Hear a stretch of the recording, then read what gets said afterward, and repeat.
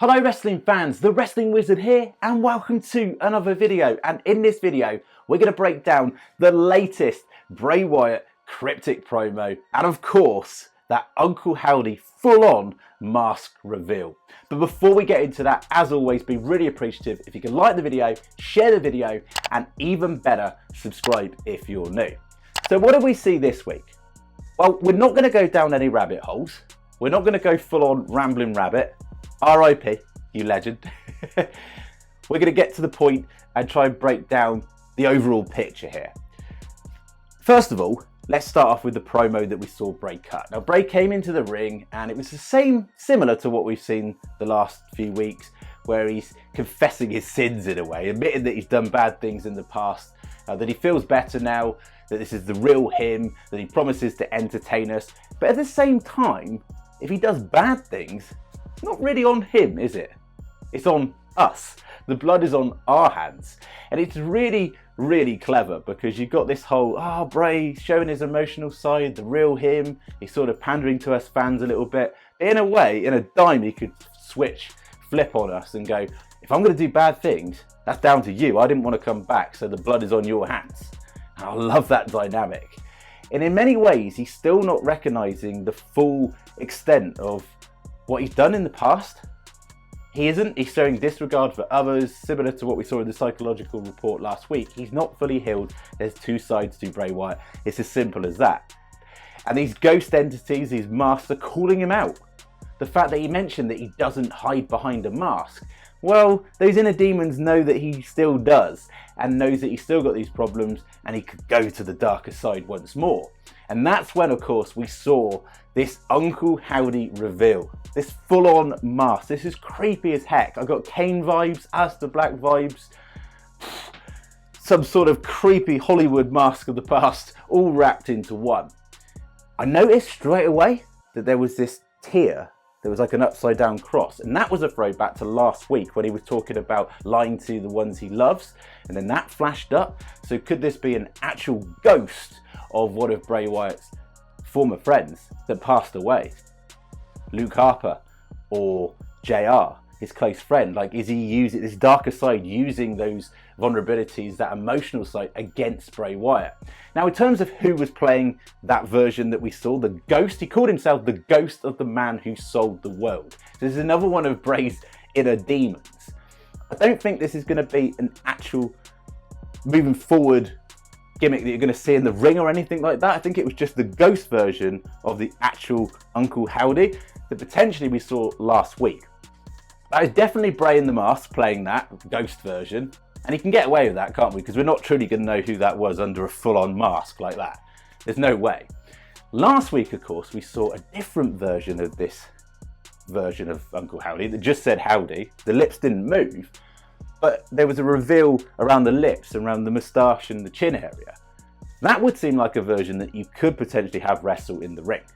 Maybe not with that full-on hat with the thorns on top, but that has got potential to actually be a character moving forward. Notice there were dreadlocks in that version, and this version we saw this week had grey hair. Like, you're not going to have that version wrestle. That's just a ghost, another one of Bray's ghosts. Now, we assume the real Wyndham, the one we're seeing in the ring at the moment, has many ghosts. Maybe the Fiend is one of his ghosts, and all the other puppets. And maybe Alexa Bliss is one of his ghosts, which we'll get onto in a moment. But he's denying that there's still that darker side. And the mask called him out and said, you killed the world. You killed the world specifically.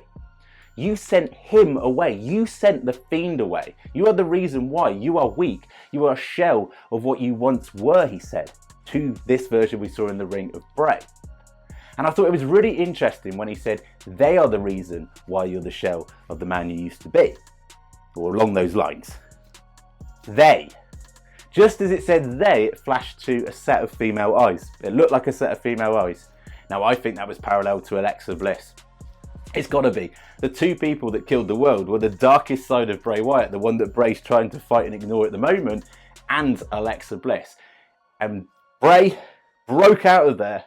The version that we saw return to WWE, broke out of the Firefly Funhouse, the prison inside his mind, and now he's torn between what is right. He's trying to do the right thing, but still has this inner conflict, which is so cool. And you've got potentially like family members portraying uncle versions of the demons inside Bray's head.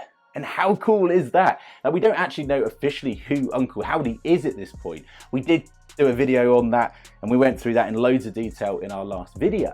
But there's so many interesting scenarios from this. The fact that that mask is trying to get him to revel in who he truly is. Like, he wants to bring back that darkness, prevent Bray from lying further to potentially us and the ones that he loves. And this is great storyline development. I definitely feel like they are going to address the Alexa Bliss situation. That's twice now they've mentioned the fact they, are the reasons why you're where you are. And also when Bray returned, remember when we saw the mask come up on the screen in the Firefly Funhouse, and he said, "Who killed the world? You did, madam," i.e. Alexa Bliss. "We did, Dark Side of Bray." That's the way I read that. And the fact that the Fiend was destroyed, all the Firefly Funhouse puppets were destroyed because Bray, the real Bray, pulled away from the darkness and just ignored responsibility for anything, a total disregard. And when you throw things back and you look at the Firefly Funhouse segments, I've watched them numerous times all over again, really does show you how dark that Firefly Funhouse version of Bray was. How he could harness the Fiend, he could control the Fiend, so equally he could destroy the Fiend. Every time Ramblin' Rabbit went to go, "I'm going to tell you what's really going on in the Funhouse." What was really going on in the Funhouse? I don't think he was, we know there was that two sides to him, the Hurt and the Hill side. But what if that full darkness was inside that Firefly Funhouse version of Bray and he could control whatever darker entity, be whoever he wanted to be? We've heard that before, like he can be whoever he wants to be with that inner power.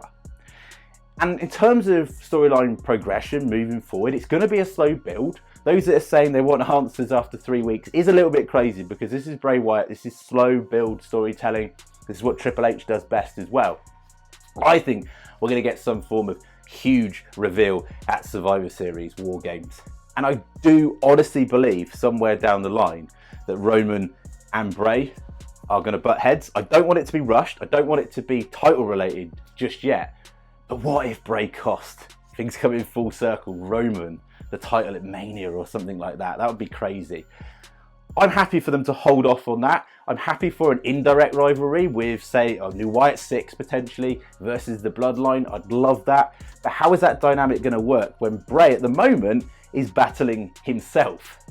Now, you can't rule off the fact that if he does go to this dark side once more, that he could add stable members to that. And also as well, we want a faction straight away. But you've got to remember, behind the scenes, there's going to be contract negotiations going on. If Bo's coming back, like, that's going to take time. If Vincent and Dutch are going to come into WWE, it takes time to negotiate contracts and plan things moving forward. So I don't blame them for taking their time with this Bray Wyatt scenario. And it could go so many directions. But I don't believe we've seen the full reveal of Uncle Howdy. I think we saw that snaps of that last week, and we could potentially see that in ring at some point. We really could. We could see him go after Bray. It could be someone else portraying Uncle Howdy. We don't know. There's just a lot of theories. Thanks so much for watching. As always, be really appreciative if you can like the video, share the video, and even better, subscribe if you're new.